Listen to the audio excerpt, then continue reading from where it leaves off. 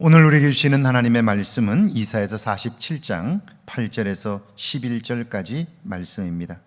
그러므로 사치하고 평안히 지내며 마음에 이르기를 나뿐이라. 나 외에 다른 이가 없도다. 나는 과부로 지내지도 아니하며 자녀를 잃어버리는 일도 모르리라 하는 자여, 너는 이제 들을지어다. 한날에 갑자기 자녀를 잃으며 과부가 되는 이 두 가지 일이 내게 임할 것이라. 내가 무수한 주술과 많은 주문을 빌릴지라도 이 일이 온전히 내게 임하리라. 내가 내 악을 의지하고 스스로 이르기를 나를 보는 자가 없다 하나니 내 지혜와 내 지식이 너를 유혹하였음이라. 내 마음에 이르기를 나뿐이라. 나 외에 다른 이가 없다 하였으므로 재앙이 내게 임하리라.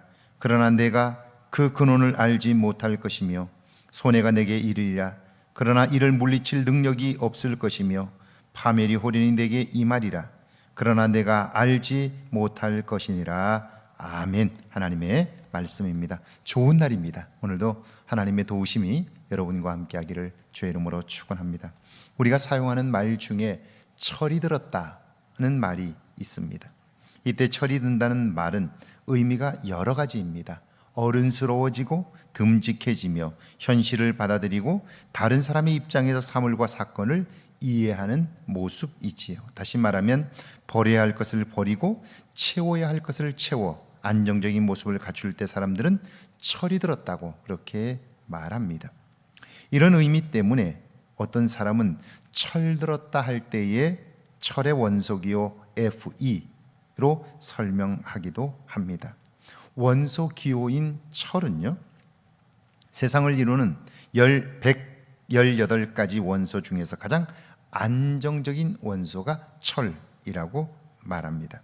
우라늄처럼 무거운 원자가 붕괴하여 해로운 방사선을 내어놓지 않습니다.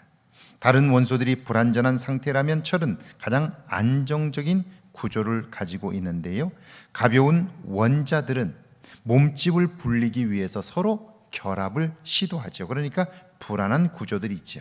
그런데 철은 그렇지 않다 하는 거예요. 인간의 철듦은 그러므로 버릴 것을 버려야 해요. 그리고 부족한 것을 채워야 하는 거죠. 이것이 철든 모습입니다. 8절입니다. 그러므로 사치하고 평안히 지내며 마음에 이르기를 나뿐이라. 나 외에 다른 이가 없도다. 나는 과부로 지내지도 아니하며 자녀를 잃어버리는 일도 모르리라 하는 자여, 너는 이제 들을지어다. 힘들고 어려운 시기를 살 때 하나님의 도움을 구하지요. 서로의 아픔을 기억하고 함께 더불어 살아가요. 그런데 먹고 살만하면 나도 모르는 사이에 내가 내 삶의 주인이 되지요. 사치하고 스스로 평안하다 위안합니다. 누구의 도움도 필요 없다고 여기고요, 그때부터 삶의 외로움이 시작됩니다. 부족함을 알지 못하기 때문이죠. 9절입니다. 한날에 갑자기 자녀를 잃으며 과부가 되는 이 두 가지 일이 내게 임할 것이라. 내가 무수한 주술과 많은 주문을 빌릴지라도 이 일이 온전히 내게 임하리라.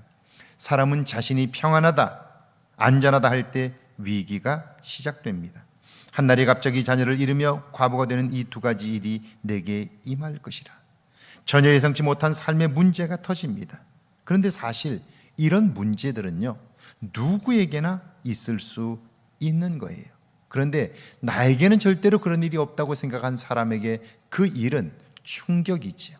한 번도 준비를 해본 적이 없기 때문에 그 일은 너무나 크게 다가오고요, 어쩔 줄을 몰라 하는 거예요. 준비 없이 겪는 고통과 아픔은 그 충격이 엄청납니다.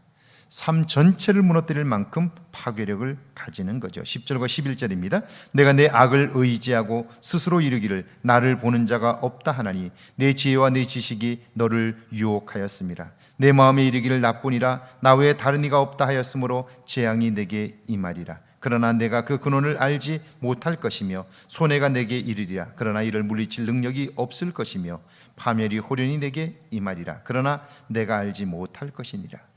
결국 재앙이라고 하는 것은 내가 불러들이는 거예요. 찾아오는 것이 아니라 내가 만드는 거예요. 언제요? 내가 모든 것을 할 수 있다고 생각할 때, 그리고 나 스스로 평안하다고 생각할 때, 그때 위기가 찾아오는 거죠. 아니, 우리가 불러들이는 거예요. 성경에 보면 어리석은 부자에 관한 말씀이 나오지요. 이제 여러 해 쓸 물건을 먹을 것들을 창고에 그득 쌓아놓고 그가 말합니다. 이제 여러 해 먹을 양식을 가득 쌓아두었으니 내 영혼아 이제는 먹고 마시고 즐기자, 그렇게 얘기를 해요. 여러분, 먹을 것은 굉장히 중요하죠. 삶에 있어서 필수적인 거예요. 그런데 그것으로 영혼이 만족할 수 있다고 생각하는 그것은 어리석음이에요. 우리가 살면서 수없이 경험했지요. 처음 집을 사서 들어갔을 때, 새 집에 들어가면 얼마나 좋았나요? 새 차를 샀을 때, 자녀가 상을 받아왔을 때, 무언가 합격하고 그리고 업적을 이루었을 때 너무너무 기뻤죠. 그런데 그 기쁨이 오래 가던가요? 오래 가지 않아요.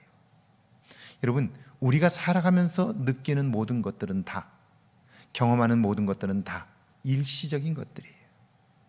그것이 우리 자신을 돌아보게 하고, 그래서 나의 내면에 관심하게 될 때 그것으로 인하여 우리의 영혼이 기쁨을 얻고 만족해질 수는 있어요. 그러나 여러분, 그것으로 내가 세상에서 얻는 그 즐거움으로 내 영혼을 만족시키려고 하는 것이야말로 어리석은 사람의 모습인 거죠. 만약 그게 가능하다면 우리의 삶에 하나님은 필요가 없는 거죠. 가진 자나 못 가진 자, 있는 자나 없는 자, 배운 자나 못 배운 자, 모두에게 하나님이 필요한 이유는 그것으로는 결코 만족할 수 없기 때문이죠.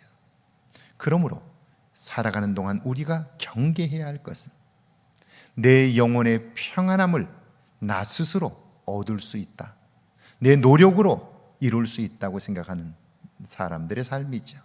그것을 우리는 교만이라고 생각하는 거예요. 성경이 그렇게 말씀하는 거죠.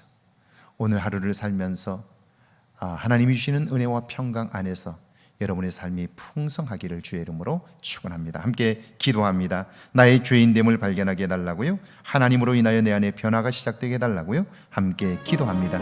하나님 아버지, 이 땅을 사는 동안 내가 아무리 노력해도 내 영혼을 만족해 할 수 없음을 기억합니다. 내 삶에 하나님 만족감이 없고 내 삶에 풍요로움이 없음을 기억하나니 이제는 하나님을 기억하게 하시고 하나님 주시는 은혜와 능력 안에서 평안을 경험하게 하옵소서. 내게 주시는 모든 것들이 다 하나님께로부터 온 것을 알게 하셔서 이제는 하나님과 가까워지며 하나님 주시는 평안과 기쁨 가운데 살게 하시고 그리하여 내게 주어진 모든 것들을 누릴 수 있도록 역사해 주옵소서.